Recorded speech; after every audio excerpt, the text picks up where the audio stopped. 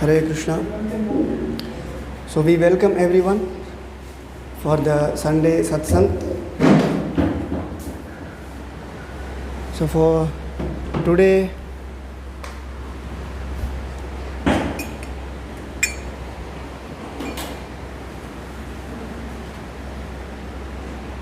okay.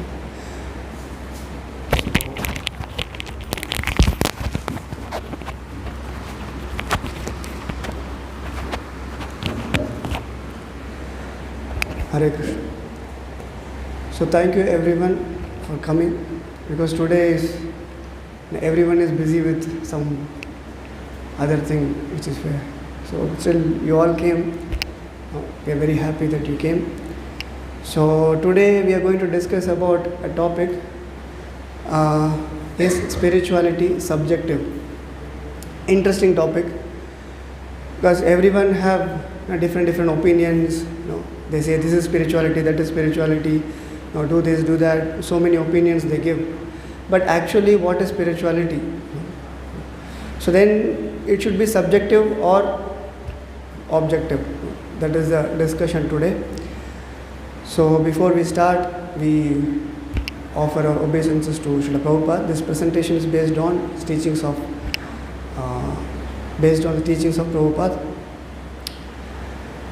And today the topic is spirituality is subjective or not.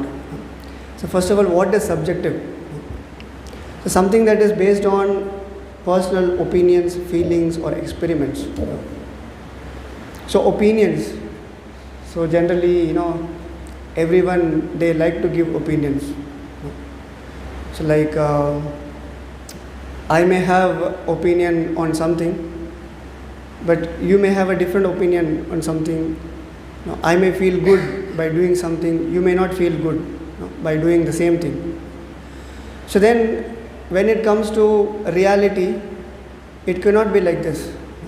So reality is reality. So I may say this is reality and you may say something else is reality. So we can even frame like this: this is my reality and this is your reality. So reality cannot be like this.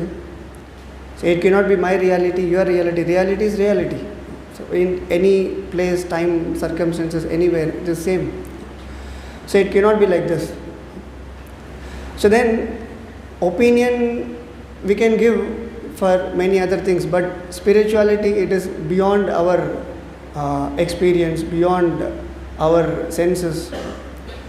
So then it cannot be based on opinions. So it cannot be subjective. So here we are going to discuss about these topics. Is spirituality subjective?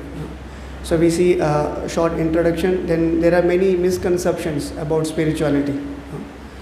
And what is actually definition of spirituality? And the danger of subjective spirituality. And we'll conclude with that. So first we see introduction.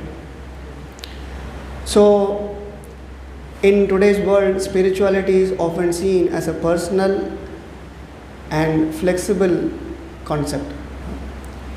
So it is more precisely we can say this is flexible. So I like doing this. So I'll conclude this is what spirituality is. So it is not about flexibility or personal opinions.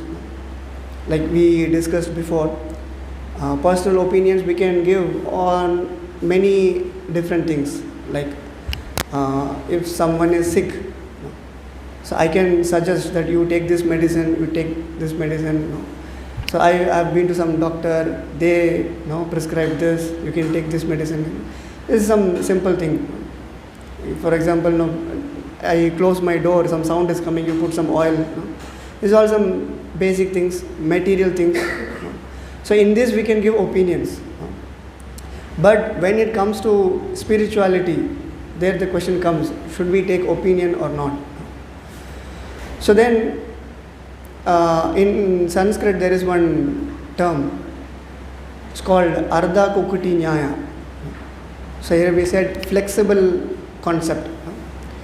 So Ardha Kukuti Nyaya, in many Indian languages we can understand this. Ardha means half. Kukuti means hen, bird. Nyaya is a philosophy. Ardha Kukuti Nyaya means half hen philosophy. So there is a story. One person, he was growing hen, and every day he was feeding. And every day the hen lays a golden egg. So every day golden eggs, every day is collecting it. So one day he was thinking that every day I am getting golden egg. So why I should feed the hen? Why I should spend money on this?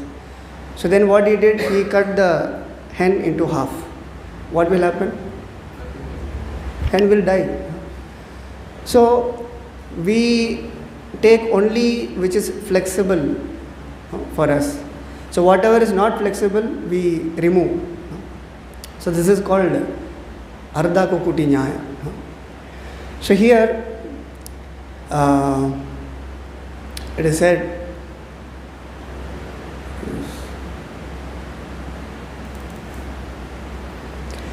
so in the example, a person who wants profit from a business but refuses to invest effort or money. So like for example, we have a temple in Salem. Many times we would have said about Salem, we showed some videos and all this. So there what happens in the kitchen, we don't have any modern equipments. So we cook with firewood, and then there is no grinder, mixer, so stone grinder, stone mixer. You would have seen at least. So my mother used to cook like this. So then when we go to the temple, it's very famous for the prasadam. It's very tasty, everyone appreciates it. So then why it is like this? When you come to kitchen, then you see, it's very hard to make. Everyone is working very hard to produce the tasty food. Not food, prasadam. Of course, it is offered to Krishna. So people are not ready to work hard, put effort, but they want result. So this is flexible. So in that way, someone who quotes religious texts only when they favor their views but ignores their teachings. So whatever is favorable, whatever is supporting my view, then I take from the Shastra. So other things I remove. So there are, for example, in Shastras, mind control, sense control. So we don't want that. But for namesake spirituality, we do many things. Go to different places and do different yajnas. If you do this yajna, you will get this. We accept all this part, and the difficult part we remove because it is not favoring our view. So these are the personal and flexible concept. So here the next one is misconceptions about spirituality. There are some misconceptions, not some, so many misconceptions are there. So we listed little misconceptions. So the thing is, we go every day out to meet people. We ask them to take Bhagavad Gita, read Bhagavad Gita, come for satsang, that. So when we say this, many people give different answer, different reply they give. So we collected all those and we presented some of them. So here, misconceptions about spirituality. So the first thing is, I have my own spirituality. So this we hear very commonly. So you don't have to suggest anything, do this, do that. No, I know what to practice. I know what is spirituality. I have my own. So it cannot be like this. So a few years back, we were distributing books. One person, he was an artist. So he said, I like art. I like painting. So through art, I will realize God, he was saying. So in nowhere in Shastras it is mentioned. So through art you can realize God. So then from where he get this concept, like through art I'll realize God? It is not like this. It is a misconception. Of course, it can be done. Like now, no, we cannot see altar. In altar, we have Narsinghadev picture, So you might have seen. So that is painted by one of the disciple of Prabhupada, Jaturani Mataji. So she was painting that picture, Narsinghadev picture. So in books also you might have seen many pictures are there. So Iskcon is famous for two things. One is pictures and prasadam. So then paintings we see, and Prabhupada personally instructs them, like it should be like this, and the face, all instructions he gives, and according to the disciples they paint. So in that picture, Narsinghadev picture, so then Mataji, she painted, and Prabhupada saw that, and he gave one comment that more blood. So there Hiranyakashipu was, he was teared apart by Narsinghadev, and there he said one comment, more blood. So because they are seeing the truth, they are seeing Krishna, so they can see. So we said that through art someone can realize God. Of course, yes, but that should be based on Shastra. Acharya should he should say according to Shastra, Sadhu and Guru. It should be like that. It is not like I like painting. I'll paint some natural sceneries and wildlife photography and all this. So through this I'll realize God. It is not like this. So the next one is all path leads to the same goal. So this many times people say this.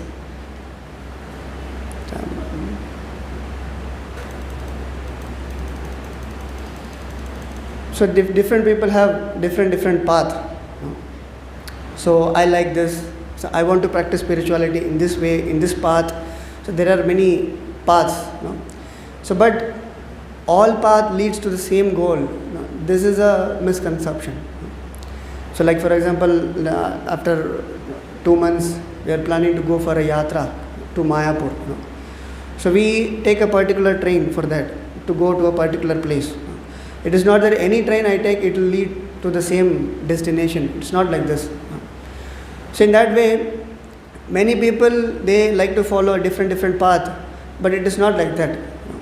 So in Shastras it is mentioned.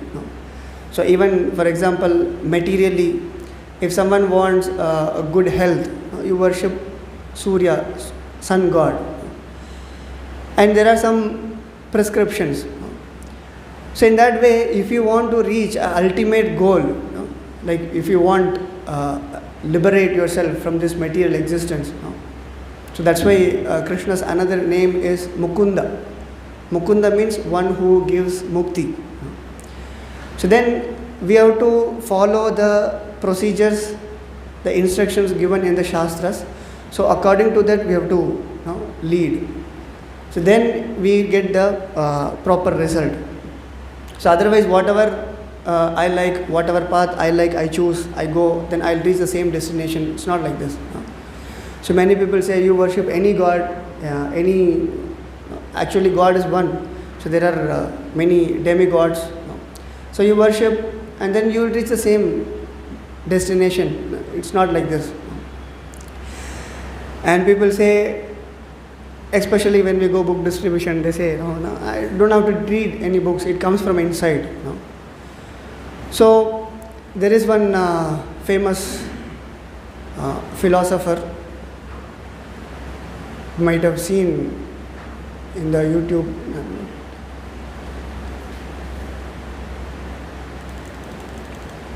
So what his philosophy is, he says that you don't have to listen to anyone, and you don't have to read any particular book, and you don't have to follow anyone's instruction, and you don't have to be connected with any institution.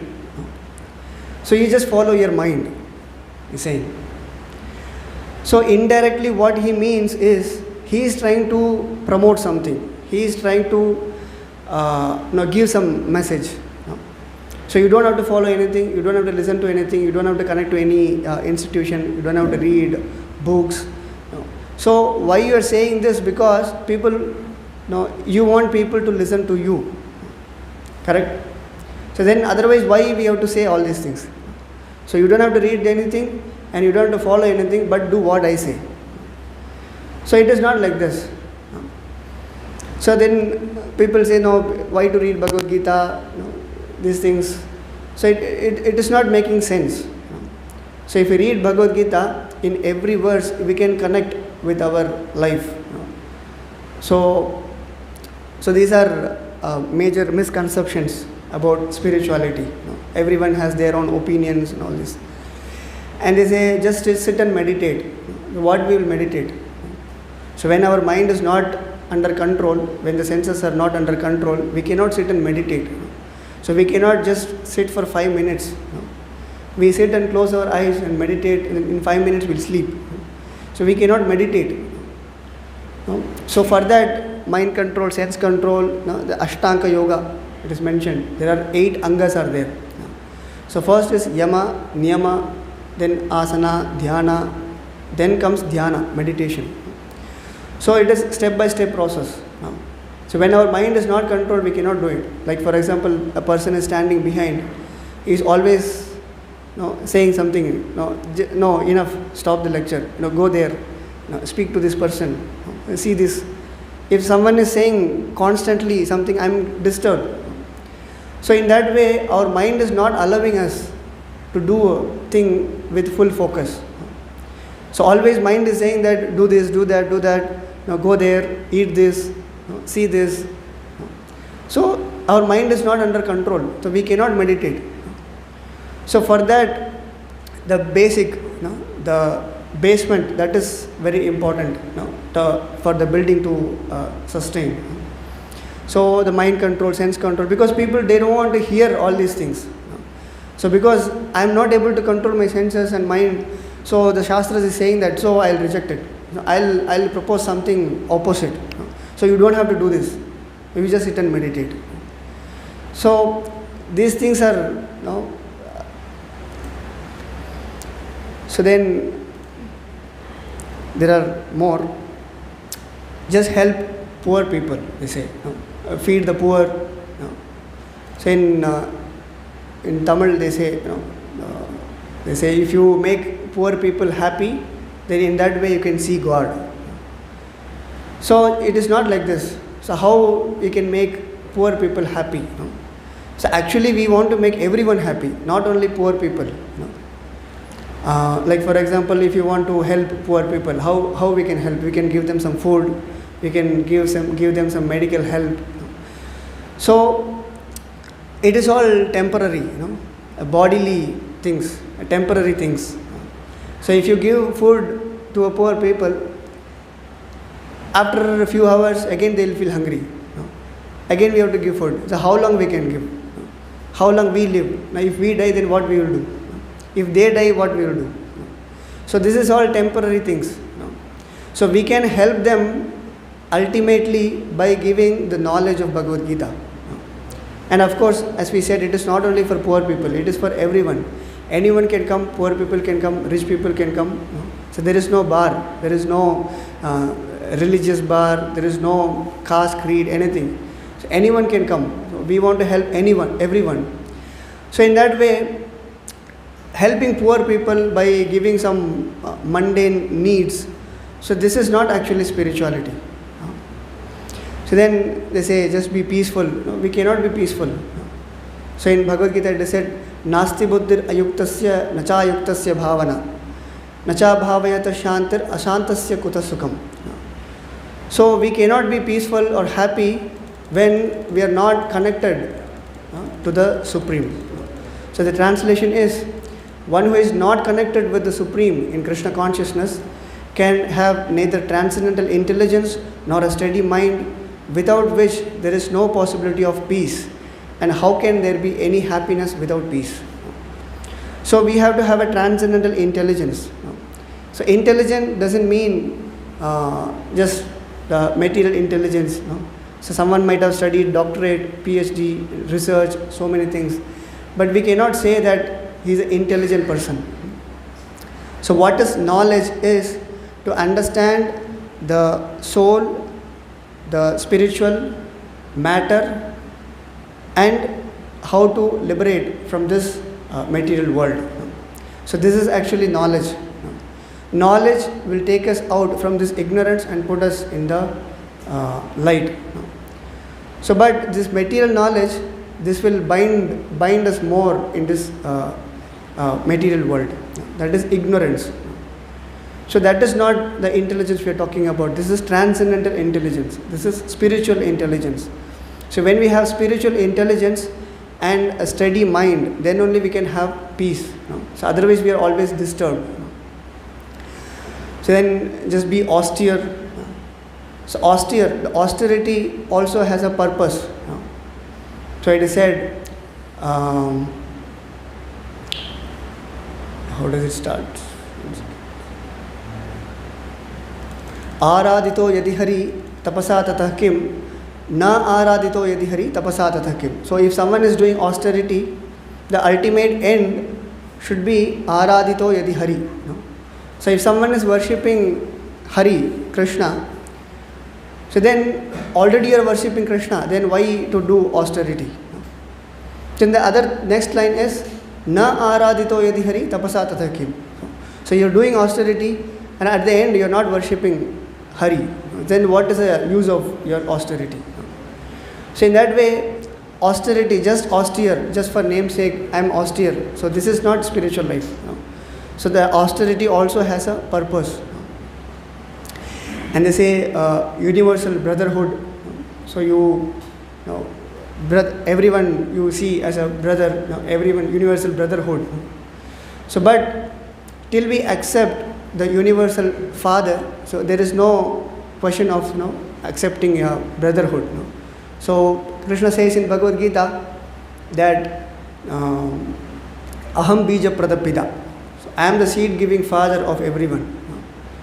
So when we don't accept the supreme father, so then there is no question of universal brotherhood.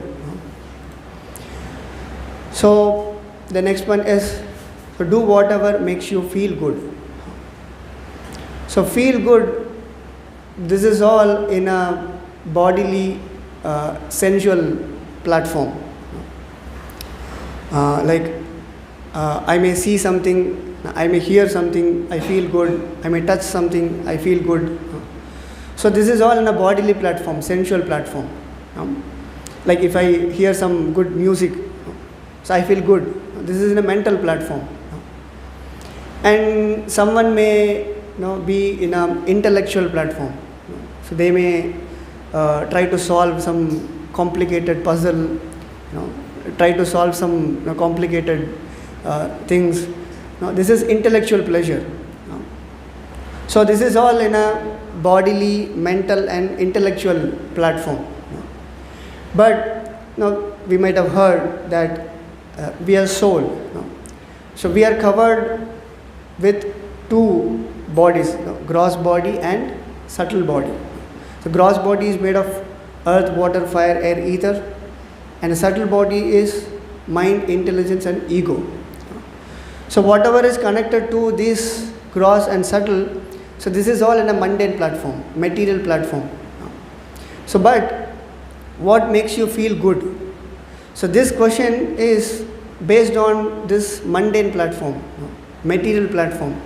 So there is nothing to do with spiritual here. So I like to do something, I feel good by doing this. So there is nothing spiritual here. There is no connection with spirituality here. And they say, you are God, why you need to practice spirituality? So this is another extreme, we can say. So someone was saying, so you read Bhagavad Gita, and they are saying, no, I am walking Bhagavad Gita. So this is foolishness. So he doesn't want to read Bhagavad Gita, he doesn't want to accept the principles, and somehow he is trying to make an excuse that, no, I don't want to read Bhagavad Gita, I am God, I am walking Bhagavad Gita, so many nonsense he speaks. So in that way, we have to understand what is actually spirituality from the proper source. So, it is said, like once we were walking on the road, there is a poster. So there it is said, one so-called philosopher is saying that I am not here to say that I am God. I am here to say that you are God. So when someone hears this, immediately they are inspired. Oh, he is going to say that, how can I become God? So immediately people are inspired. So it is not like this. So Krishna says in Bhagavad Gita, Daivesha gunamayi mama maya duratthaya. So he is saying that this is mama maya, this is my energy. So they are saying that now we are conditioned. So now we are in Maya. So when we come out of Maya, so when we come out of this conditioned nature, so then we can become God. So in that way, to prove this, they propose that Krishna is also taken a material body. So he is also a soul like us, and he has come down and he has taken a material body. So then we are also like that. Now we are also now soul, and we have taken a material body. Now we are conditioned. Now we are controlled by Maya. So when we come out of this Maya, then we can become God. So but Krishna says in Bhagavad Gita very clearly that Daivi Esha Gunamayi Mama Maya Durattaya. Mama Maya means it is my energy, my Maya. So my energy means I have 1,000 rupees. It's my energy. So with that energy, I can spend, I can use for whatever purpose I need. So it is my energy. It's supposed to serve me.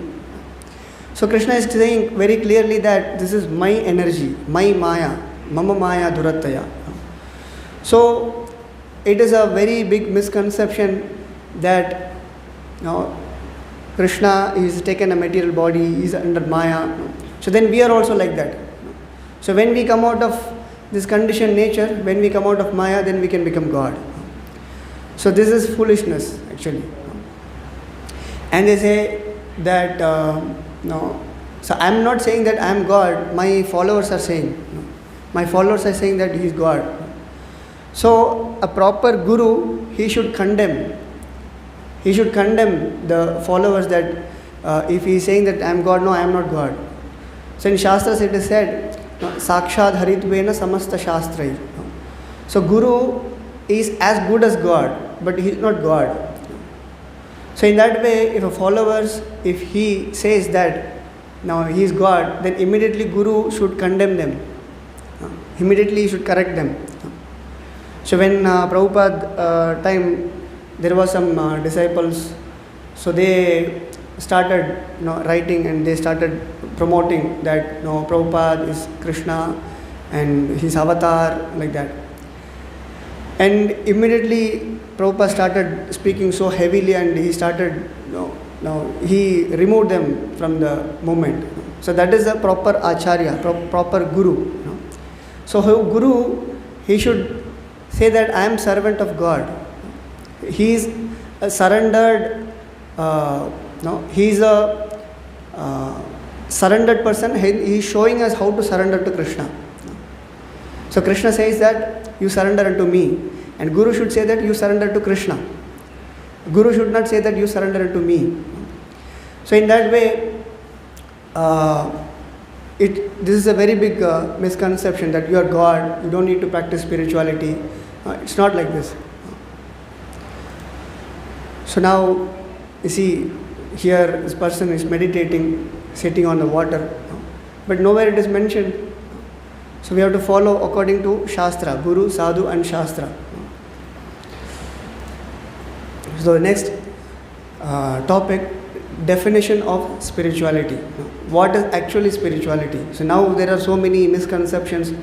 Now people want to do what I feel good. Now you are God, I am God, life is a dream. Now I think like this, you think like this, my reality, your reality, so many things. So So, but actually, what is spirituality? What is the definition of spirituality? We see. So, definition of spirituality: seeking the absolute truth, which is beyond the material things. So, here it is mentioned that seeking the absolute truth. So, truth, there are two truths are there. So, one is relative truth, and another one is absolute truth. So, relative truth, it is all based on what we can see, what we can hear, what we can perceive. So, that is relative truth. So, like for example, relative truth, like who is the Prime Minister of India? So, now it's a relative truth. So, now it is true, then after some time it may not be true. It's a relative truth. But absolute truth is which cannot be, which we cannot change. Like for example, sun rises in the east. So, we cannot change it. It is absolute truth. But still we can see that if someone is saying sun rises in the east, so, but we can check every day sun rises in the east. So then we can conclude that okay, it is correct. It is absolute truth. But there are some things which we cannot verify. So like what happens after death? So what is, even material things, if we see, there are mind, intelligence. We speak about mind control, sense control, intelligence and so many things. But we cannot see all these things. So there are some things which is beyond our sense perception. So that is absolute truth. So absolute truth cannot be changed. So the definition of spirituality, seeking the absolute truth which is beyond the material things. So now we are in this material condition. So we can perceive only material things. When it is beyond the material things, how we can access this absolute truth? So definition of spiritual. Spiritual means Sat Chit Ananda. So if someone is reading spiritual books, spiritual talks, now they can relate with this term, Sat Chit Ananda. So Sat means eternality, Chit full of knowledge, Ananda bliss. So here in Bhagavad Gita it is mentioned that Avinashi tu tadviddi yena sarvam idam tadam. Vinasham abhyasyasya naktam shochitum arhasi. So here in Bhagavad Gita it is mentioned Avinashi tu tadviddi. Avinashi, the soul, it cannot be destroyed. It is eternal. It is Sat. So then, but we are not experiencing this now. It is eternal, but we are not experiencing that eternality now. We are covered by this material nature. We are covered by this material body. We are experiencing the temporary nature now. So then this material body is temporary. So it is not really who we are now. It is now we are something else. This material body, we are thinking that this is me. But actually this is not. So now we are in a consciousness that Asat, Achit and Nirananda. So we are in a temporary nature and we are in ignorance and we are not at all happy now. Everyone is in distress. So in that way, this is impure consciousness. So when example is given that a rain drop, it is pure. So but when it touches the muddy water, it takes the quality. So as a soul, we are pure. We are Sat Chit Ananda. We are eternal. We are full of knowledge. We are always blissful. But now we are contaminated by these material modes. So when we associate with these modes, Sattva Guna, Rajoguna and Tamoguna, so when we associate, we are contaminated by these modes. So then when we take the quality of this muddy water, so our consciousness is polluted now. So in that way, we are not experiencing the spiritual nature now. So now in Bhagavatam it is mentioned that Vedyam Vastavam Atra Vastu. So, to conceive the reality, so Vastavam, Vastavam means the actual, the factual substance. So, Vedyam, Vedas, knowledge, through this knowledge, we can understand the actual substance, the factual substance. Vedyam Vastavam Atra Vastu. The Vastu is object. So what is that object? Is Krishna. In Bhagavatam it is very clearly given that Om Namo Bhagavate Vasudevaya. So it is objective. Vedyam Vastavam Atra Vastu. So that knowledge that distinguishes reality from illusion, the factual substance. So, as we discussed before, like anyone can say, like I think this, I think that. No, it is not like this. So, from the Shastras, we have to understand what is that Vastava Vastu. So, reality does not depend on me or you. My reality, your reality, it's not like this. It is not depends on time, place, circumstances. Now, because true is true. Like it cannot be true for me and true for you. So spiritual knowledge is something true that it cannot be subjective.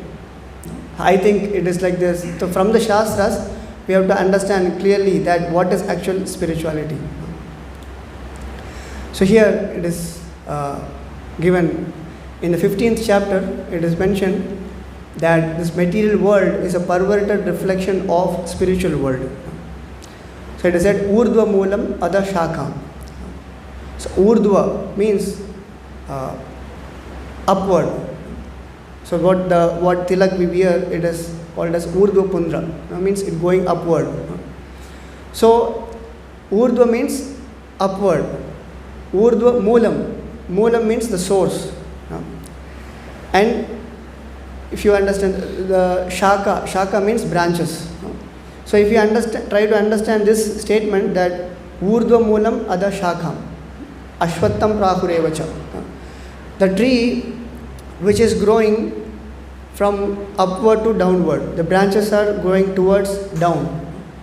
So where we can see this picture is here. When we go to water body, a reservoir, so then the reflection of the tree is here, we can see in the water. So this material world is this perverted reflection. The branches are growing downwards. So we are now in this material world. Now we are in the reflection. We are in the perverted reflection.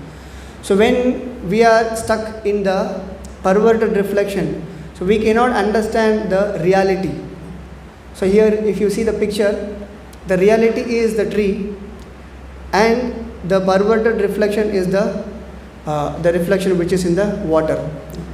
So now we are situated in the water. Now we are situated in the perverted reflection. So being here, we cannot understand the reality which is on the other side. So like for example, a person is in the land. He cannot understand what is in the water. So in that way, now we are stuck here. Now we are stuck in the perverted reflection in the material world. So we cannot understand what is reality, what is on the other side. So a person who is stuck here, it's difficult for him to understand what is reality, which is on the other side. So in that way, Prabhupada gives one example, at a frog in the well. So a frog, it's stuck in the well and it knows only the well. It cannot perceive things which is beyond this well. So there is another frog comes to the well, which is from the ocean. So then the ocean frog says that I am from the ocean. Then the frog in the well asks that what is actually ocean, which is this double of this well? No, it is not double, it's much bigger. Then now if it is not double, is it 3 times, 4 times, 10 times, just keeps on multiplying. But the frog in the well cannot understand what is actually ocean. So now we are in this situation. So now we are in the perverted reflection. So being here, we cannot understand what is actually spirituality. So in the perverted reflection, within our boundary, whatever we are seeing, and we are concluding that this is spirituality, this might be spirituality, I think like this, I think like that. So this cannot be true. So we have to take a shelter of something which is beyond this material concept. Spiritual source we have to access. So then only we can understand what is actually spirituality. Now otherwise we are stuck here and we will be beating around the bush. We will be thinking, oh, this might be spirituality, I'll do this, I'll do that. It cannot work. So then how can one understand spirituality? So approach the spiritual source, Vedas, which is not compiled by a mundane person, which is compiled by the Supreme Lord Himself, Krishna. So He's the supreme authority, the spiritual source. From the spiritual source, we can understand what is actually spirituality. And the second thing what we can do is approach a person who is completely spiritual, Guru. Is not under the material contamination, he is pure. So the Shastra says that dharmam tu shakshat bhagavat pranitam. The real religious principles are enacted by the Supreme Personality of Godhead. So here dharmam tu shakshat bhagavat pranitam. So what is actually dharma? What is actually spiritual knowledge? So this we have to get directly from the Supreme Lord, from the Shastras, from Vedas. So it is not that I'll hear to this person, that person, no. So we cannot conclude like this, what is actually spirituality. So for example, we can see the traffic law. So the state law is that you must go to the left. Can you make any change? No. I shall go to the right? No. Oh, at once you will be arrested. So there is a law given. So we have to follow the law. So here we can see in the picture a person who is sitting at home. He cannot make law at home. So even whatever color we may like. Now, I like blue color. I like purple, whatever it is. So I'll change something. It cannot be like this. So Shastras are given by Supreme Lord. So we have to take as it is. So then we'll understand what is actually spirituality. So otherwise, we may do something at home, but it is not actually true. So we may think that this might be like this, but we will be, we'll be, in this material world only. We cannot actually come to a spiritual knowledge. Say another example is given. This is 2 plus 2 equal to 4 is universally true regardless of how one feels. So it is true, it is knowledge. So anywhere you go, any university, any country, anywhere we go, the truth is same. So in that way, the truth, the absolute truth, which is mentioned in the Shastras, we cannot change it. So we have to accept it, whatever is given by the Supreme Lord. So, as we said, two things are there. One thing, we have to accept the Shastra, which is given by the Lord, Vedas. And the second thing is we have to approach a Guru. So who is Guru? Whether one is a Brahmana, a Sannyasi or a Shudra, regardless of what he is, he can become a spiritual master if he knows the science of Krishna. So he should know the science of Krishna. The Guru should have the spiritual knowledge. So there are two words, the Guru and Lagu. Lagu means light and Guru means heavy. So heavy means Guru is heavy with knowledge, heavy with spiritual knowledge. So he can impart the knowledge to us.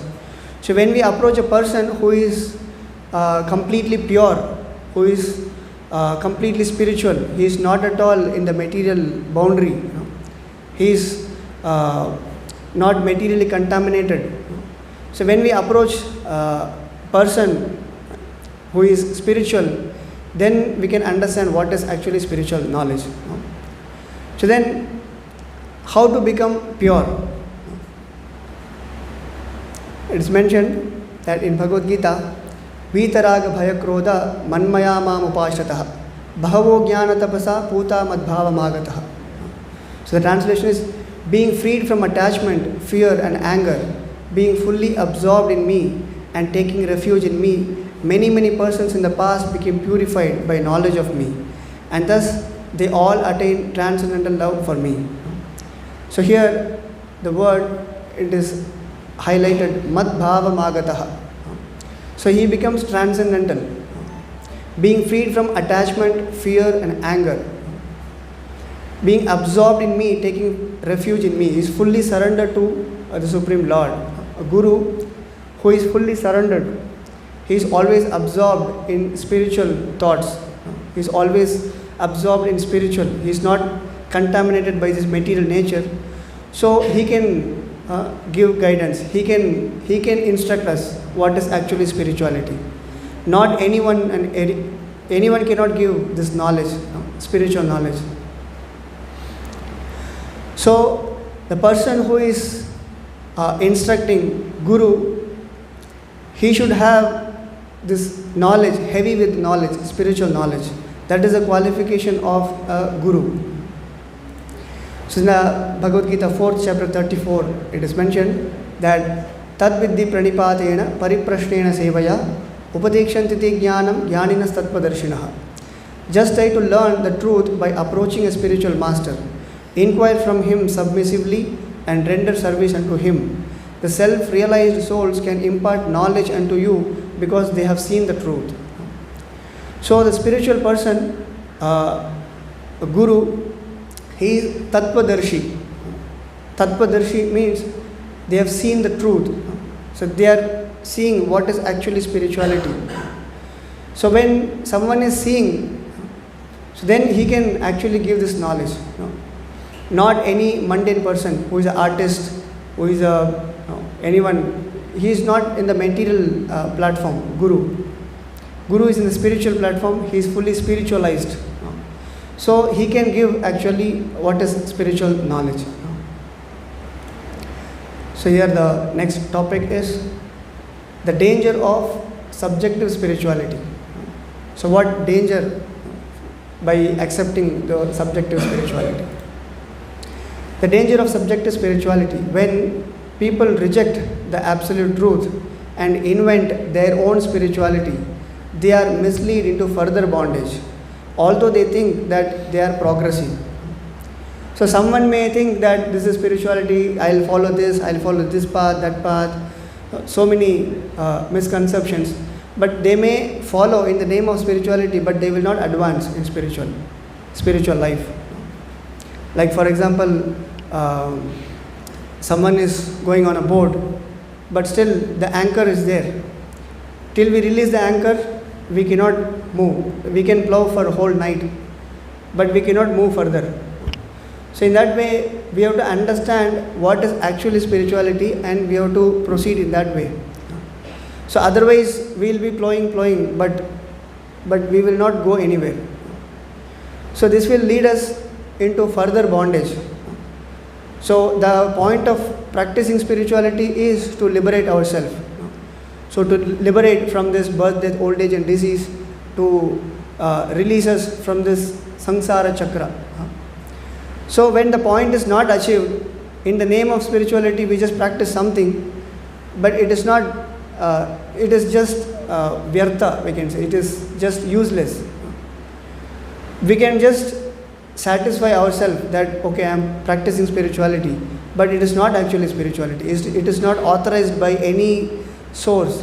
It is not authorized in the Shastras, it is not authorized by Guru, it is not authorized by the sadhus. So then it will mislead into further bondage. So in Ishopanishad, there is a verse given that Andam tama pravishyanti e sambhutam upasate tato bhuya ivate tamo yau sambhutyam rataha. The Ishopanishad 12th verse. A person in ignorance of the principles of religion, who therefore does nothing in the matter of religion, is far better than a person who misguides others in the name of religion, without reference to the factual religious principles of devotional service. So here it is mentioned, andam, ignorance of the principles of religion. So a person who doesn't know what is actually spiritual knowledge, what is actually spirituality, so better he can keep quiet. So instead of guiding others, instead of telling, okay, this is spirituality, that is this one, you follow this, that, so he can just say, it is said, misguides others in the name of religion. So we say, something is better than nothing, but nothing is better than nonsense. So we can do something in the name of spirituality, but don't do something, we can just be quiet. So we have to follow authorized source, authorized person. We have to approach an authorized spiritual master, a guru. So then we can understand actually what is spirituality. So otherwise it is just, in Bhagavatam it is mentioned that Shrama eva hi kevalam. So for years and years, for life and life, we can just follow, this is spirituality, I am thinking this is spirituality. But actually we will not reach anywhere. We will be stuck here. So here one example is given, that being poor is better than producing counterfeit currency.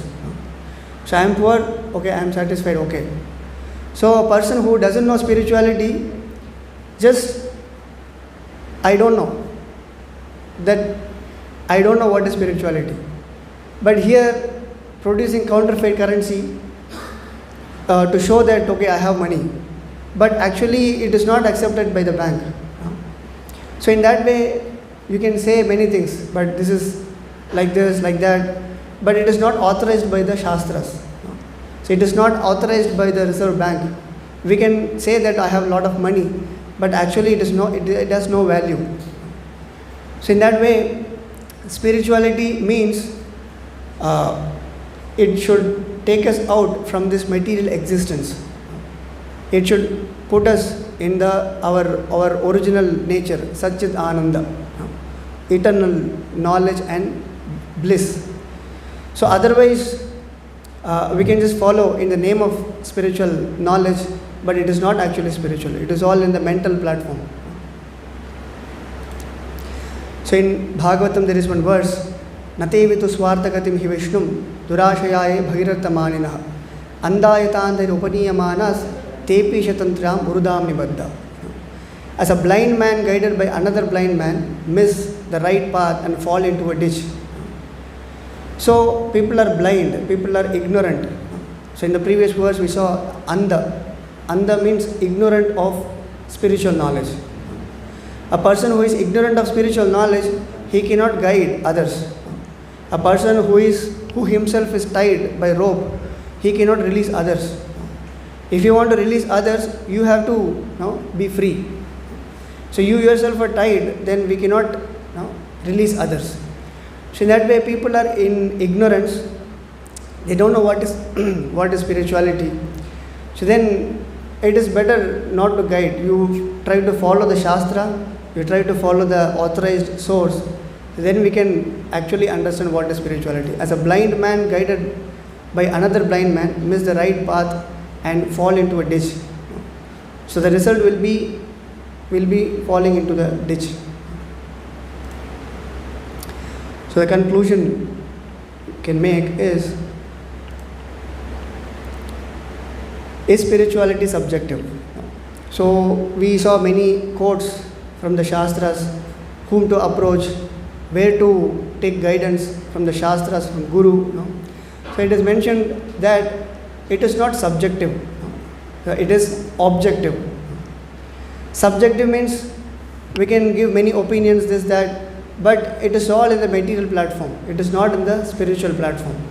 So we are stuck in the perverted region. So we cannot know actually what is in the other side, what is actually reality.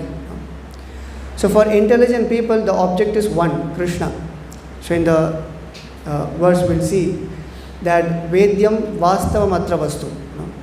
So the intelligent person who really wants to know what is actual spiritual knowledge, he takes the proper source.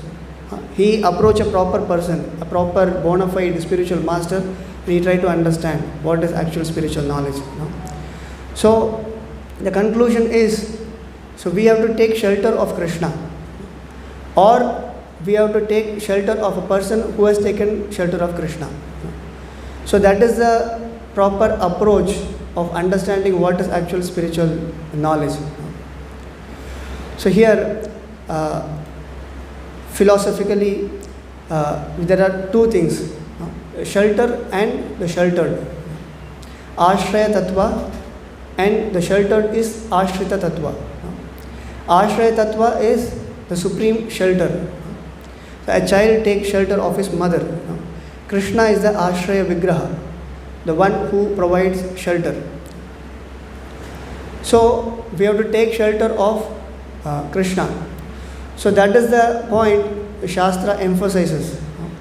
So then only we can come to a conclusion that this is spiritual knowledge. So Sri Guru and Vaishnavas also serve as Ashraya Tattva because they guide souls toward Krishna. So they act as Ashraya Tattva. So when we take shelter of a Guru, it is as good as we are taking shelter of Krishna. So Arjuna, when he was confused, he took shelter of Krishna. So now we are completely in ignorance and we are in the material contamination. So we cannot directly take shelter of Krishna. So Sri Guru, he is a representative of Krishna. Sri Guru and Vaishnavas, they also serve as Ashraya Tattva because they guide us toward Krishna. So surrendering to a Guru, surrendering to Krishna, that is actual spirituality. So Ashrita Tattva, the sheltered. All jivas, the living entities, are Ashrita because they depend on Krishna for existence. So that is our constitutional position. So we are meant to take shelter of Krishna. We are meant to take shelter of Guru. So when we do actually what is prescribed, so then actually we can get the result. Otherwise, we will go nowhere.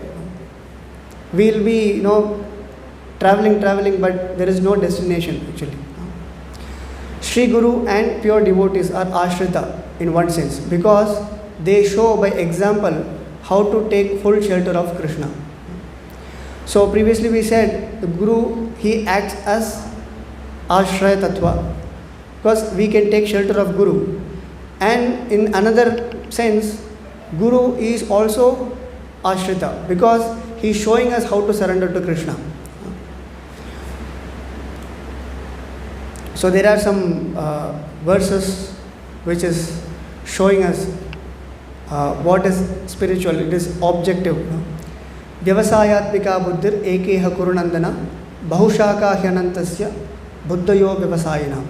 Those who are on this path are resolute in purpose and their aim is one. O beloved child of the Gurus, the intelligence of those who are irresolute is many branched. So a person who is intelligent, he knows what is actually the purpose of life. Those who are on this path are resolute in purpose and their aim is one. What is an aim? Ekeha Kurunandana. Krishna is the aim, to take shelter of Krishna. And the intelligence of those who are irresolute is many branched. So they see this path, that path, many branched. So they are not actually intelligent. The intelligent person, his aim is one, his purpose is one, to take shelter of Krishna. So in another verse, Krishna says that Kaunteya Pratijanehi Name Bhakta Pranashyati. So he quickly becomes righteous and attains lasting peace. O son of Kunti, declare it boldly that my devotee never perishes. So here Krishna says that Uh, when someone surrenders to Krishna and everything is taken care, but initially the surrendering might be difficult, but when someone surrenders, so then he is under the care of Krishna.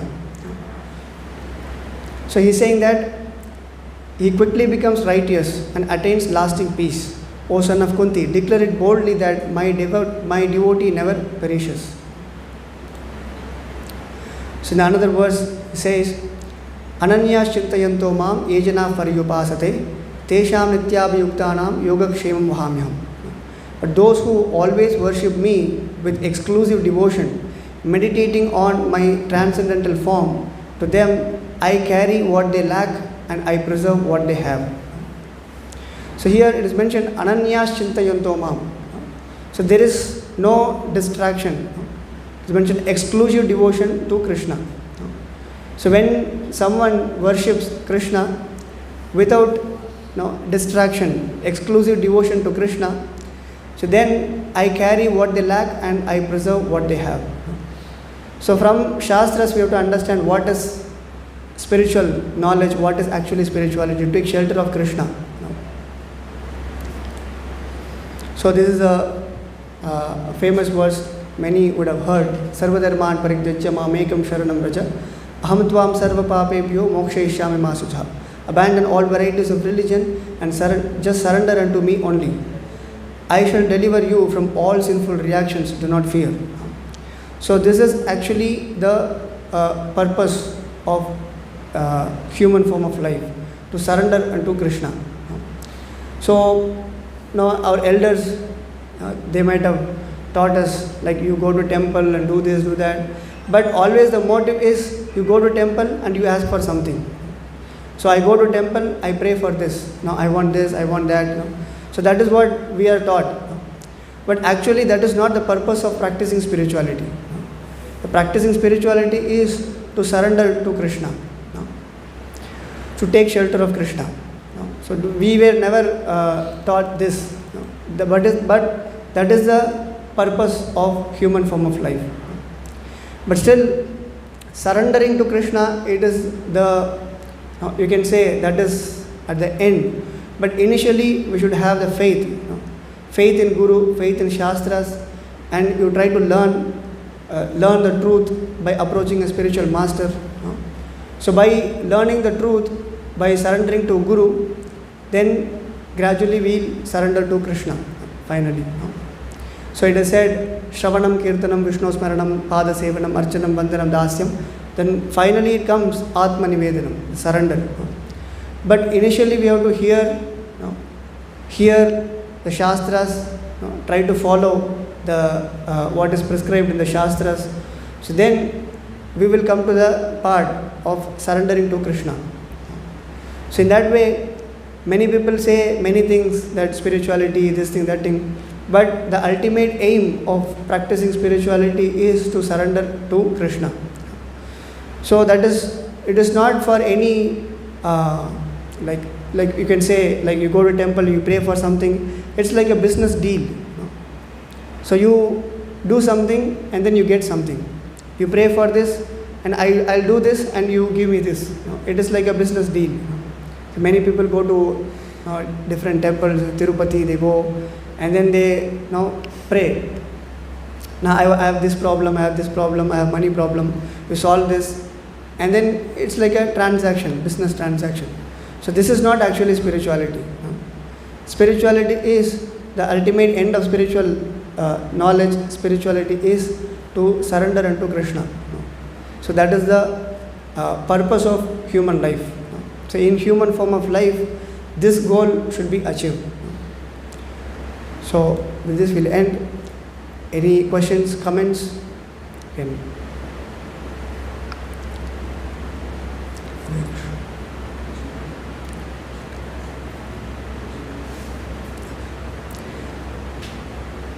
okay.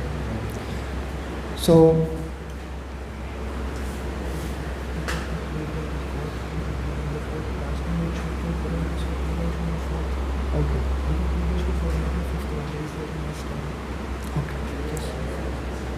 So previously at the end of the lecture we showed some videos, God, Science and Atheism.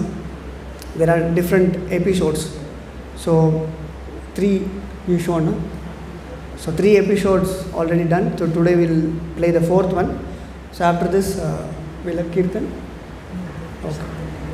So after the video we'll have Prasad. Hare Krishna.